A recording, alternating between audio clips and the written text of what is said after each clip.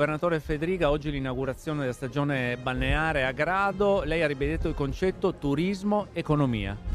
Sì, noi crediamo che l'investimento nel turismo voglia dire posti di lavoro, voglia dire imprese, voglia dire futuro.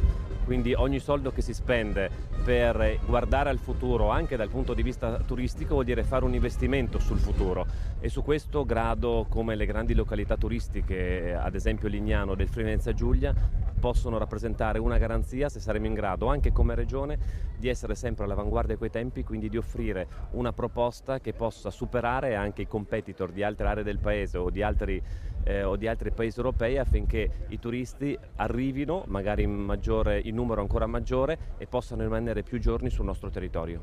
Ha parlato anche di un'offerta integrata regionale dove non ci deve essere concorrenza ma collaborazione. Sì, noi abbiamo soprattutto il turismo del mare tra Grado e Lignano hanno un pubblico differente con delle mission diverse, e questo è positivo perché così riusciamo ad aggredire le diverse esigenze del turista che vengono nella nostra regione.